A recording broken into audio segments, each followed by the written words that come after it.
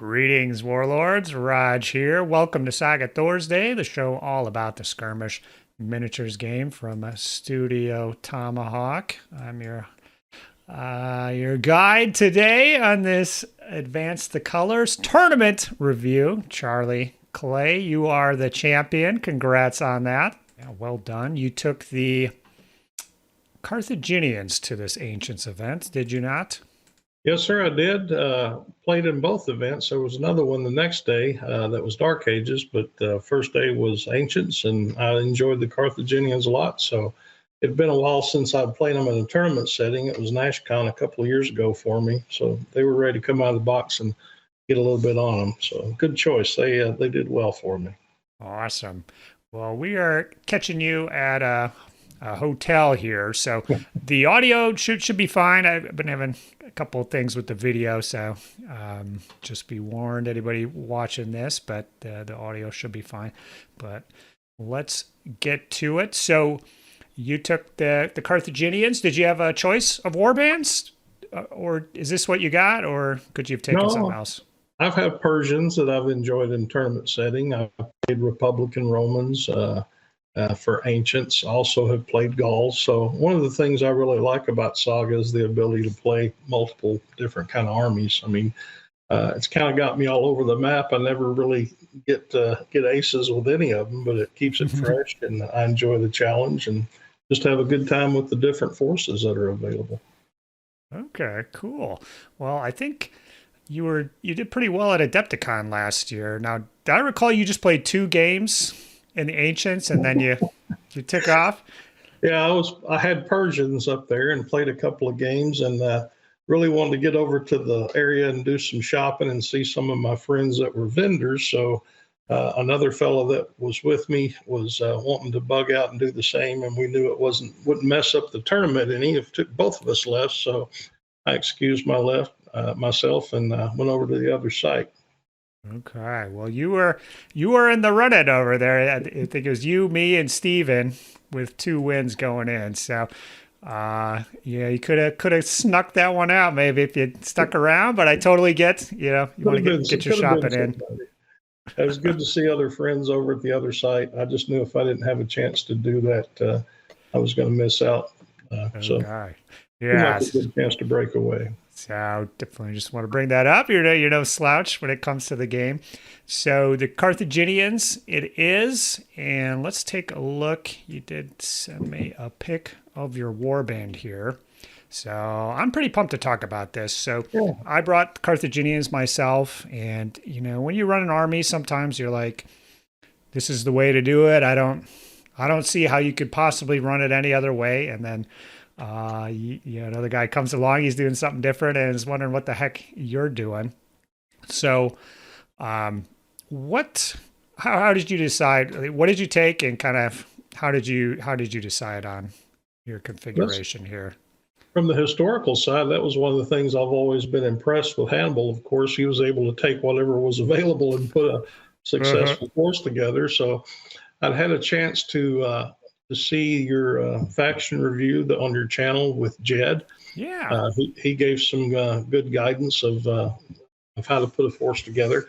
I started off with Carthaginians playing with a lot of Gallic troops that I'd already had from my Warhammer Ancients days, but as I got into them and starting acquiring more forces, I kind of came up with the one that works for me. It was a 7-point roster.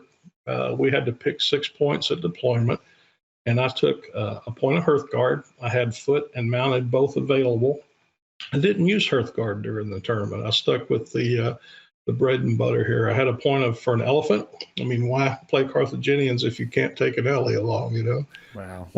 If you're going to take heavy chariots, I think that you could do it. But no, I stick with the elephant. I just have it seems like more suitable for my style. Sure. Yep. There were 3 points of warriors, and one of the things I really like about the force, like Jed had mentioned in his review, is there's a lot of different ways you can bring your warriors to battle. The one that I found that works for me best is I use a unit of citizens, a unit of contingent, and then I like the contingent Javcav, the Numidians. Okay. They give me some extra capabilities there. Of course, I had some other troops available if a scenario and an opponent made me decide I needed some more grunts on the ground, but really like those Numidians in the force. I go with the point of levy bow. In this case, I played it as 2 6-packs to get the extra Saga dice, and I relied on the Eagle Eye, which is a really great ability to bump up my attack dice for shooting. Okay. Sometimes I'd use a bonus dice, so you really didn't miss pumping out 6 rounds if you're hitting 4 or 5 good shots. I took a point of Samnite Mercenaries, definitely based on Jed's review, and those guys are game winners for you. They can get up So I was using them as well. Yeah, they're pretty awesome. They can root people out of terrain. They especially go in after the enemy's levy shooters. So they did good things for me this tournament. You're like, yeah, they got determination. They can do this. Oh, they can do this. And then, well, you got a fatigue now. You got more than me. So they also do this, by the way. Charging, yeah. Yeah. And they got javelins, so charging in is good.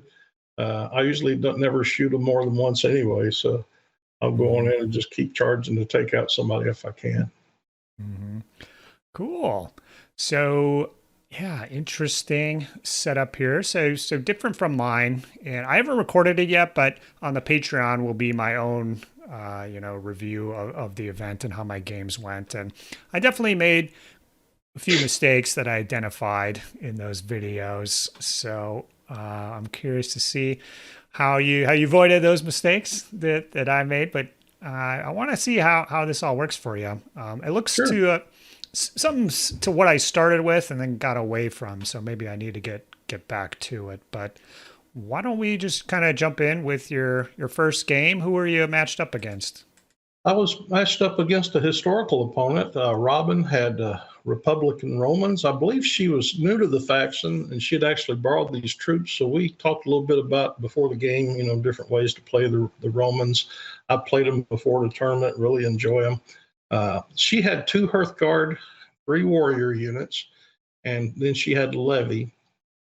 She also had a consul, so she stuck with the basic warlord. We talked a little bit about how you can take the warriors and make them into smaller units, get more Saga dice, take advantage of some of the abilities on the board for having a smaller unit than the enemy. She's, again, being kind of new to the faction. She was pretty happy to just stick with 8-packs, so off we went. We played advance. I was lucky enough to get the first player, so I got the bonuses that go with that. I got out there and rolled out to my 2 flank objectives pretty early in the game. I had contingents, levies, a 6-pack of levies, and the elephant on one flank. Always try to keep my contingents near LE to use that blood price ability, which is awesome to keep them healthy. Other flank was the rest of my army, but I did keep my citizen infantry and warlord kind of toward the middle. So I was able to get on 3 objectives pretty early. Started collecting 7 points a turn. To her 4 points, she just had her 2 objectives. And then avoiding contact where I could, trying to use a lot of missile fire. Of course, the Numidians run up, throw javelins, run back.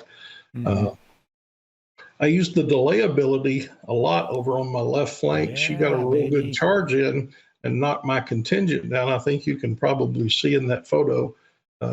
She had a couple of maniples. She had knocked my contingent down to 4 dice, and to 4 figures. And once I got a delay on her, I just managed to keep that rare. I was being able to keep her from charging in, finish me off while I was shooting.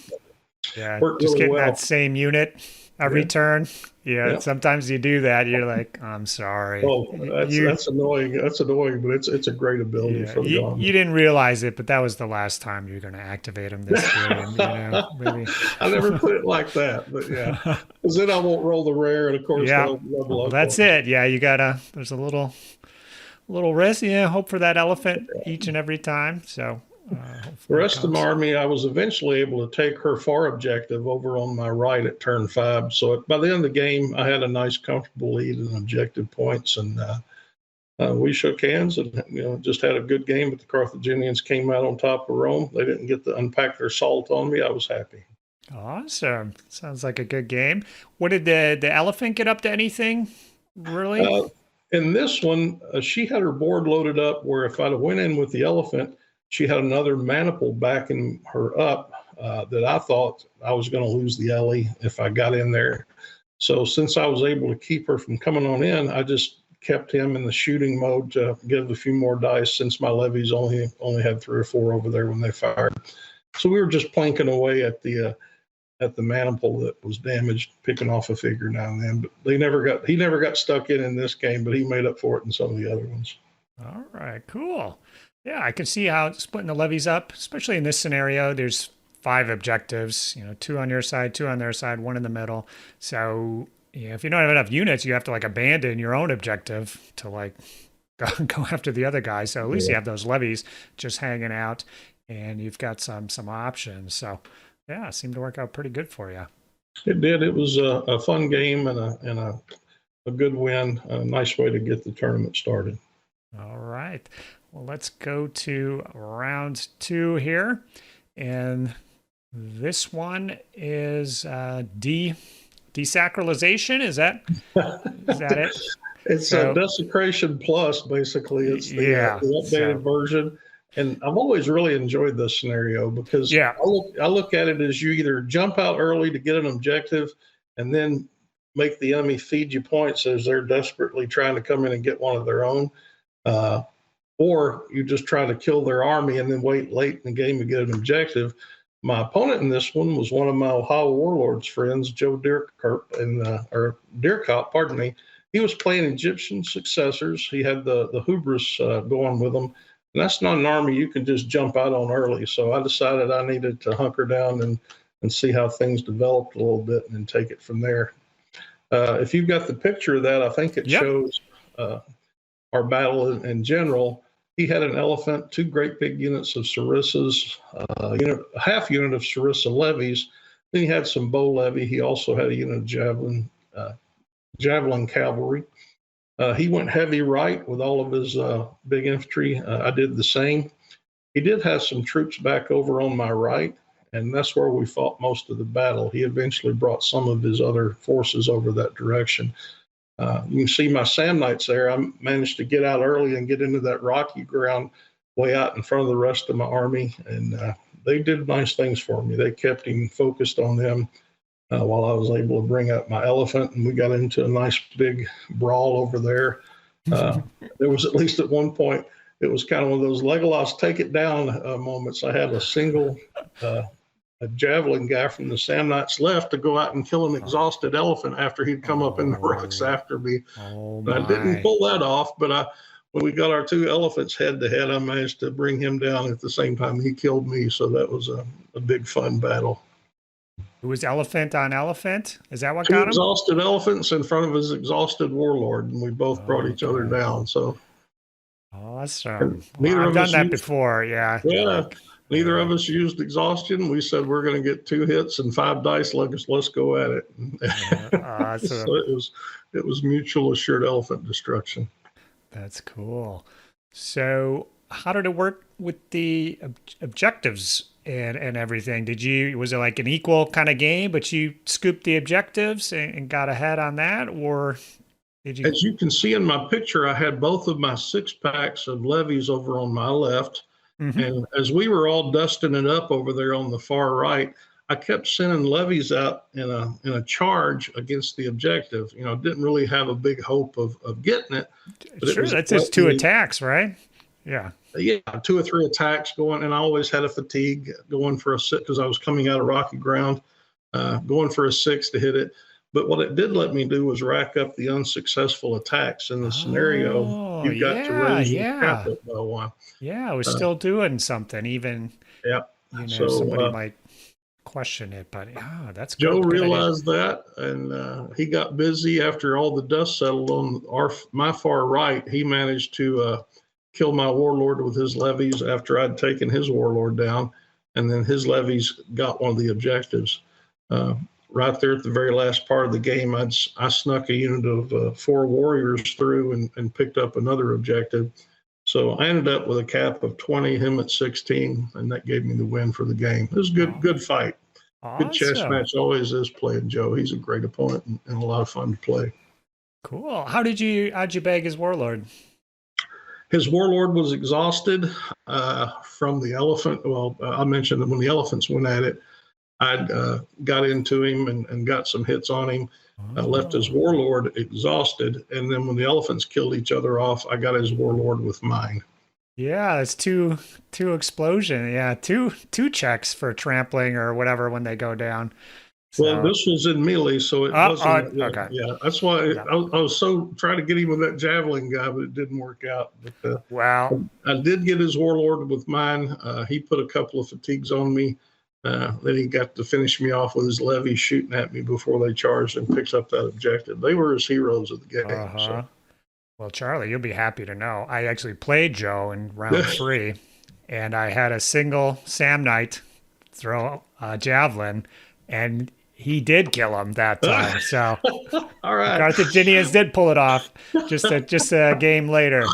So Joe will be cussing Sam Knights for a while now. I can't wait to remind him of Yeah, that. he made a beeline straight for him and wanted him out of the game immediately. So he knew what was up, but just didn't quite. Just came down to that last roll of desperation. There, I didn't have anything left after that was going to be able to touch him. So I was like, well, I'll just take my roll, and bing, boom, goes down. So awesome. Well, I'm proud of you. I sure gave it a whirl, but it didn't work for me. Okay, so picking up another solid win, a little closer. A little closer. And successors are definitely a tough opponent for Carthage. I would say that delay was very helpful again to me. Great equalizer. All right, going into round 3 then. Who are you lined up against? Round 3, and I didn't realize it at the time, but it was another buddy of mine from up this way, Dan. He was playing Greek City Spartans. I've played some Greeks before, but never the Spartans. So I was kind of not looking forward to this because I know they're pretty ugly when they get stuck in, and Dan's a good player. He had 5 points of Hearthguard and 2 great big units and a small one. And then he had a point of Thoracitai mercenaries for the defense die rolls. 5 points of Hearthguard? Yes, he did. Pretty much all. And then ooh. Okay. And big battle line, of course, the Phalanx units battle line. They got the Thoracitai backing them up for the defense die rolls. Sure. Really good setup. We were playing Clash, so it was just who's going to kill the most. Mm-hmm. I got player 1 again.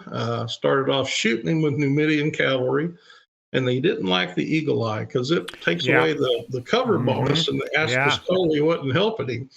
So when I got out there and started killing troops, he was like, "Oh, enough of this crap." So he came after me. He came right up the middle. The Numidians. Configuration were the Hearthguard in? Like 4, 5, 6? He had one great big. I'm sorry. Let me look here at my notes here. Mm-hmm.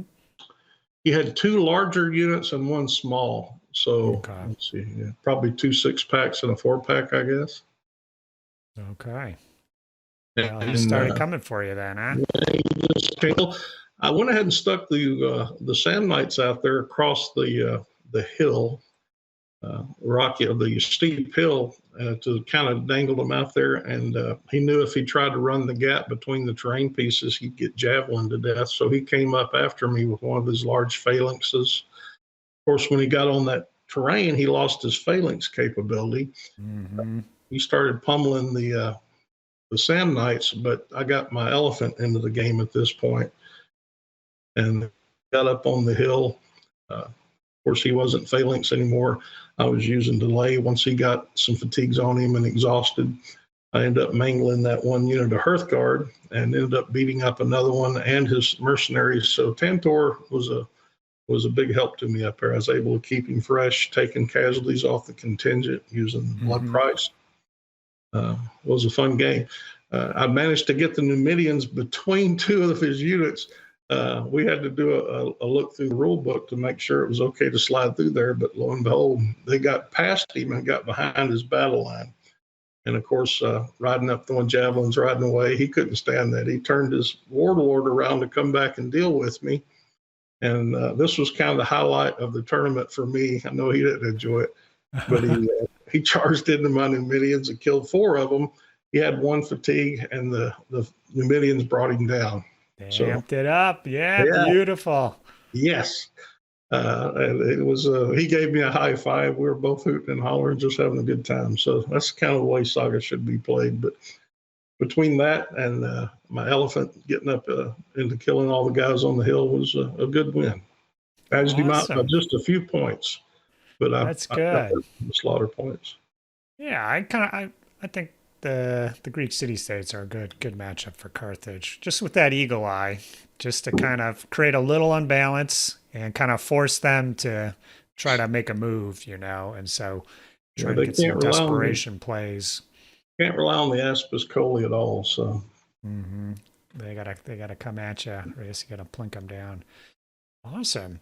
So you run the warlord without the Hearthguard. So you did go down in one game, but where do you keep your warlord then to keep him safe? Where's he usually hanging out? I just try to keep him behind friends and out of the fighting until late in the game. Uh, he did go down in that second game, but it's one of those in-game commitments that, if I do get him in there and get him exhausted, hopefully it's my last turn and the enemy doesn't have a follow-up. But Mm-hmm. I've never worried about getting stuck in without having Hearthguard near. I just try to pick my time and make it a fight that's as advantageous to me as I can. Awesome. Did you use the student of Xanthippus Never even ability? I played it once or twice in warm-up games out of curiosity, but just always have played other places I like putting my dice. Yeah, it's tough finding the dice because you need more than one combat to kind of make it happen. It's pretty, if you're going to have those combats and they're going to be around the warlord, it can be worthwhile. But usually there's just too many things you got to do and support. So the student gets left behind. Redeployment on the bottom right. Did you end up really using that ability Not or a, not? not a lot, and when I do, it's usually early in the game, just to get set up for all the blood and slaughter that's going to happen mid-game. Just to kind of get an extra move out of somebody without Yeah, generating a fatigue. there's a lot of people mention in the faction reviews. That's kind of situational for me. I know a lot of people rely on it because moving in the enemy's turns is neat, but I usually have other stuff I like doing with my dice. It's tough. There's other stuff you got to do. You can't just have Yeah. that one sitting there doing nothing, waiting for the next turn. You need. Yeah. Um, did you have trouble activating the levies to shoot? I find there's never enough uncommons to go around. Yeah, and in cases they just turned into a unit that ran out and tried to put a fatigue on somebody and not get wiped out at the same time. They did that as much for me as they did for shooting. Okay. Usually, when I was able to activate them, it was only once a turn. And anyway, using Eagle Eye to get a couple extra dice at end of the fight. Normally I play them in a 12 pack and they're my big shooters, but with these scenarios against the armies that I faced, without a lot of missile troops on the other side, in some cases I didn't have to worry about having a massive missile unit. So I got I got use out of it. Cool. Yeah, that makes sense. Eagle Eye, you can use any die on there, and it's a good place. One of the only abilities that gets better with a rare Yeah. on the board, as I recall. So, Well, if you got the 6 pack, you can't take advantage of the. I mean, you lose one, but I was rolling 3 dice. A rare only gave me 3 more instead of 4, but still, there's the equivalent of a 12 of the pack 12, yeah. shooting. So I might have to, reconsider, try to sneak them in because you definitely want every Saga die you can get with the Carthaginians. So it's the battle between the larger units and the more Saga dice because you can't really get any more attacks. It's just you can improve the quality of the attacks. And the Numidian's able to pick up the support on the shooting too with their move up, shoot, run away tricks. Plus the elephant's got a couple of shots at medium range. You're able to make up for the fact you don't have a big 12 pack unit of levies shooting 6 shots every turn by having some other units in the fight. So I really like them playing them. This is the first time I played them that way. Just wanted to try it for the tournament. It worked out. I'm sure I'll use them that way a little bit more often. Mm-hmm. How did you feel about the citizen warriors on foot?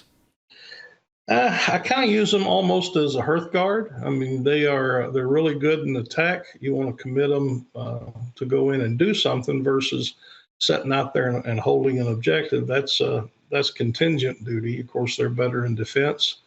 Uh, they're my reserve for the army. I mean, they get committed when I either win if I do it or I'll lose if I don't. Usually. Mm-hmm.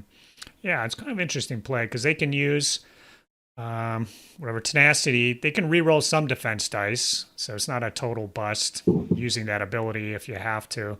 But then they can use Sacred Band to get the 3 rerolls on the enemy versus a contingent using that for like 1. It's pretty tough to justify using that. So you get a little bit of attack and defense with those guys. So I thought that was interesting. I used to kind of run a unit like that and kind of switched them for the contingent. So I do like just being able to activate them with any die. Yeah. Kind of like Hearthguard is pretty cool. But all right. So I do like the one of each type of infantry unit seems to work pretty well for me. Again, the contingent running around with the elephant, and the citizens holding back as reserve for when it's got to happen stuff late in the game. Mm-hmm. That's cool. Well, when the dust settled, you were the man who came out on top. So congratulations on that. I don't know. Was anybody close to you, or did you? I never honestly never paid too much attention to the points and stuff. That's business. I did see my buddy Jim Randall, another great Warlords player. He was breathing down my neck in second place. Sure. He had successors. He's a great player.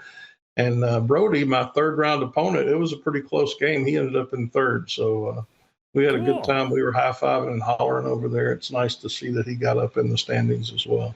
Yeah, so he must have done well with the prior 2 games. Had some big wins to be the kind of the foremost person with 2 wins coming out ahead. So that's cool. Well, I'm glad you were able to do with the Carthaginians what I wasn't able to do. So I would have just blamed my faction, but now I see, I have to look inward to see who's to blame for my failures. So love to see the Carthaginians coming out on top, and thanks for coming on and speaking to us today. Oh, my pleasure. It was a lot of fun. Always good to talk Saga, especially getting excited thinking back on the games, how much fun they were with good folks. So. Definitely. Now, you are from Arkansas, are you not, Charlie? Yes, sir. I live in Northeast Arkansas, about an hour outside of Memphis. We've got a local group there, about 6 or 8 folks in the surrounding area that we play pretty frequently. Still growing from just starting from scratch. I do a lot of traveling for business, of course. I go to a lot of events, and Saga for the last couple of years has stolen me away from all of my old Battlefront events I used to go to. So I'm enjoying it a lot. I look forward to more of them. Awesome. Sounds good. Are there any events coming up in that area? Just our tournament that we have on the 26th of October. Some folks not too far away from us down in Mississippi in the Jackson area, they run events now and then. NashCon, of course, is about 3 or 4 hours away. They run events. And then the folks up in KC, a little bit farther away, we try to get up there when we can. So, okay. Well, this video will be coming out before then. So in a couple days. So there's still time for someone to see this and head on over. So that'd be cool. How do folks always be welcome? How do folks get in touch with you? What's the best way? Are you on the Discord or Facebook or? I'm on the Discord as Tank Rider, and I get on there and post now and then. Had some pictures posted in the tournament section about the Advance the Colors tournament that we had, so I can be contacted there. And then on Facebook, of course, I'm on several of the Saga groups, so say hi anytime. Again, this will be a 6.3 round 1 mark Age of Melee. Pretty typical for new clubs, but people are always welcome to join us. Awesome. Cool. Yeah, I was going to mention you posted a bunch of great photos of the event in the Saga tournament section on the Discord. And yeah, you're on there every once in a while. So awesome. Well, thanks for coming on. Hopefully we haven't seen the last of you. We'll get you on for something else here in the future. I'm sure I'll be in touch, and I wouldn't mind, like I said before, I kind of coming down there sometime, seeing how you guys do things down there. I think it would be pretty cool for an extended trip. You'd be very welcome. Yeah. So I do want to thank Patrick, Sean, Mitchell, Scott, Frank, Britt, DJ, and the rest of the Saga Thursday patrons. Wouldn't be doing these additional videos without you guys, so I definitely appreciate that. If you have any questions about what you heard here, definitely comment below. I'll see them. I'm sure Charlie will see them. We'll get a response to you. And viva la Carthage until then, right? Next time. All right, man. Have a good one. I'll talk to you later. Bye-bye. Saga! If you'd like to see more Saga content, consider joining the Heathen Army over on Patreon or popping on down to the Saga Thursday Discord server. Links below. Thanks, guys.